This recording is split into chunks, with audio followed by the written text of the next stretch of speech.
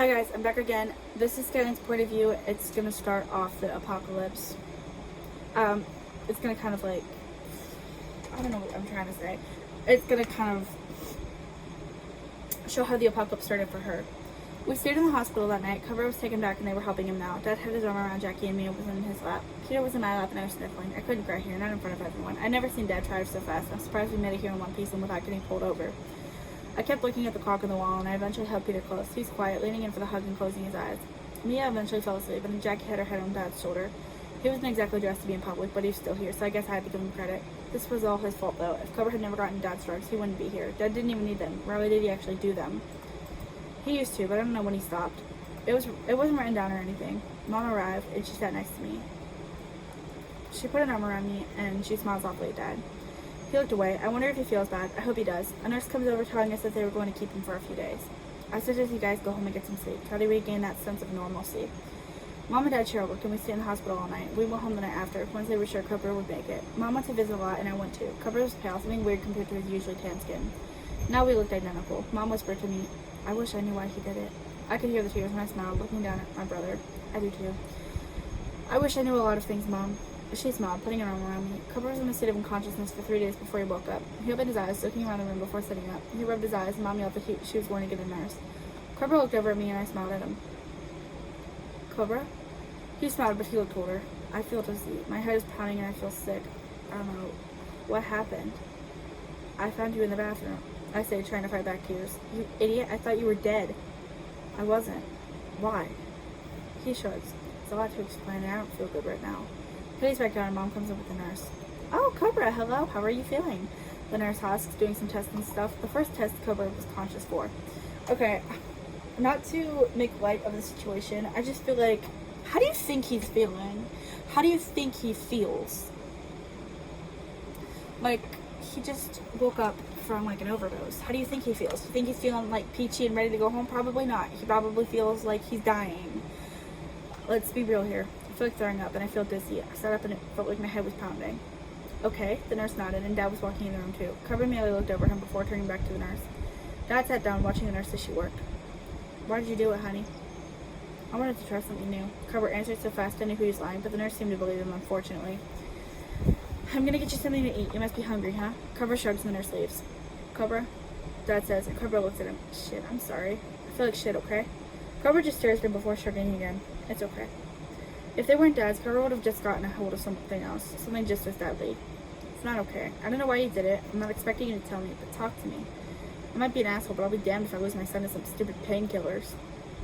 Cooper nods and the nurse returns with the hospital food. Cooper picked through it and saying it's nasty. Can we get Burger Tank on the way home? This is shit.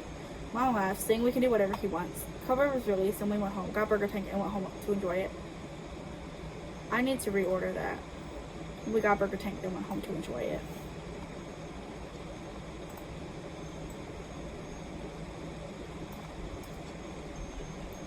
I sat with Cooper in his room, watching him inhale the pink burger he got. I picked up my sandwich and I finally said, Cooper, why did you do it?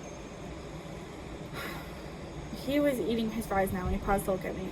After a moment of silence, he finally says, I take up space. My heart sinks. Cooper, no you don't. Don't say that. It's true. Nobody would ever notice if I was gone. I just exist. I'm not really living. Cooper, I'd notice, I say, my voice cracking. I might not talk to you a whole lot, but your presence is comforting. He smiles, and I don't know if he believes me or not. You know, kids at school are talking, I say. He nods. I'll say I did it. I don't want them to think anything bad of you. Nobody would have expected that from you. It wasn't an accident, he says. I know. We finish eating and we sit together in silence for a while. Jackie had the little ones in my room and they were playing dolls. Cooper was a different kind of quiet, one that made me scared. Maybe I'd forever be scared of his silence. Eli sold me weed, he finally says. We used to sneak off during lunch and smoke it. His mom abuses him. She burns cigarettes on him sometimes. I had no words and I stared at Cooper. God, we're so fucked up and we're just kids. He sighs. What has this world come to? I wish I knew. Cooper, I'll always be here for you. Talk to me. Not like Dad. You can trust me. And Cooper, I love you. I need you. I might act like I don't, but you're my best friend. I can't lose you. I hugged him, surprising him and myself, and he held me tight. I eventually started crying. Who knows if I'll ever get to hug my brother again? Who's to say he won't try again? I'm the only one who knows he might try again, and I'm going to keep it that way. We went back to school and kids would gather around me and ask about it. I would glance over at Cooper to make sure it doesn't trigger him. I told them I was just curious, and they settled on that. I heard some girl telling her friends that would beat her up, and I couldn't help but eavesdrop. Yeah, I literally said if I was Skielene, I wouldn't kill myself too. I guess she's just experimenting, but still. It would have been nice if she didn't recover, you know? She's such a bitch. Anyways, I look offended, so she punched me. Then she pinned me and broke my nose. Girl, now your nose is gonna look weird. It always has. Ellie just fixed it, I say, appearing behind the other girls. So you wanted me to die? The girl's eyes widen and she shakes her head. Oh no, I didn't mean it like that. Then how did you mean it? It happened a week ago. I don't care if it happened 3,000 years ago. I spit. Don't ever talk about me. I'm not one to be messed with. The girl nods and she and her friends run off quickly. Ellie appeared behind me and she smiled. Hey, what do you want? You're in front of my locker? Oh. I step away and she opens it, putting everything in her backpack. Hey, thanks for defending me. Ellie looks over. It was nothing. I didn't get in trouble. She did. I know it was Cobra too, but I wasn't trying to make the whole school know. Yeah, I'm just saying it was for me. Oh my god, my nose is itchy and also I can't speak. Yeah, I'm just saying it was me for his protection. Ellie smiles and we see each other in history. I remember how on the first day I had absolutely ruined her school career. But it was funny, so we're gonna kind of have a little chuckle there. Kind of like bring a smile to you guys' face after such a serious topic.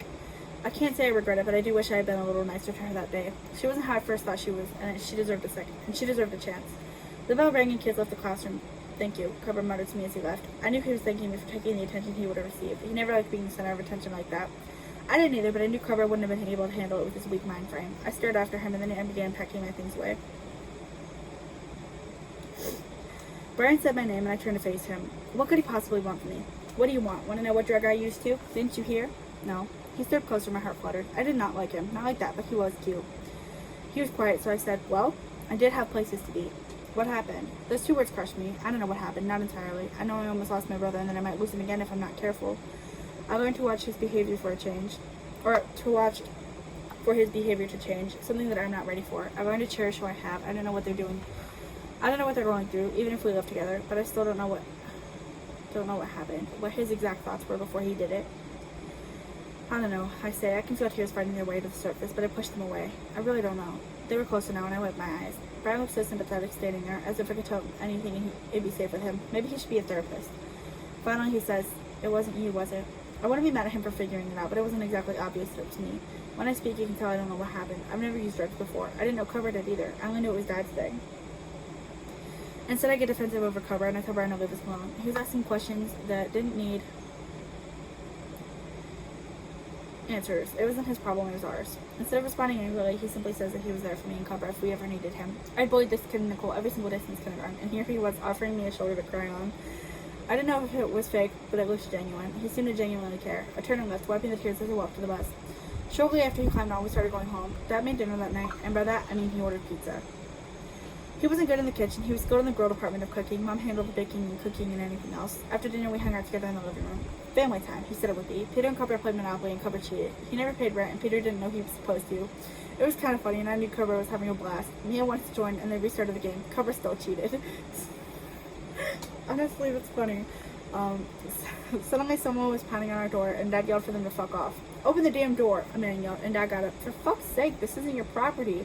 But when he opened the door, he was pushed to the ground, the other guy arresting him. Other men came in, picking Peter and me up and taking Cobra, Jackie, and me by the arm. We were taken to a van, shoved into the back, and told to stay silent. Guns were trained on us, so I held Peter tight. Nicole and her sisters joined us, so did Ellie and Elle. Our parents were shoved into the other van in handcuffs, probably because they would fight if need be. The vans took off, and the guys driving ours were singing and having a blast up front. Peter was sitting on my lap, and he was watching Cobra. Sorry, so this isn't really funny, but my friend is receiving the letters, and she got to the part where they got like kidnapped, and she was like, I thought this was a harmless teen romance, and I'm like, it is harmless. But when I mentioned about how the guys in the front, like, I worded it differently so that way it had some uniqueness to it. But she's like, oh, they're just having a jolly old time, aren't they? And I'm like, yes, they are. Honestly, my favorite thing about her reading my book is her comments. I love you. Thank you so much for the support. The comments, they kill me, and it's great. Wait. Peter was sitting on my lap, and he was watching Cobra. Cobra, when I paid you for staying at your place, how come you didn't pay me? I start laughing. Everyone else looked confused, and I had to explain they had been playing Monopoly. Funny how we could go from family time to being taken without knowing where our destination is. And that's it for Skielene's. The next point of view is Nicole's, and that's going to really dive into the second wave of them getting to safety. And honestly, not to spoil anything, but I do think that they do eventually get to Armadillo before the book ends. Thank you for watching. I hope I still have your attention.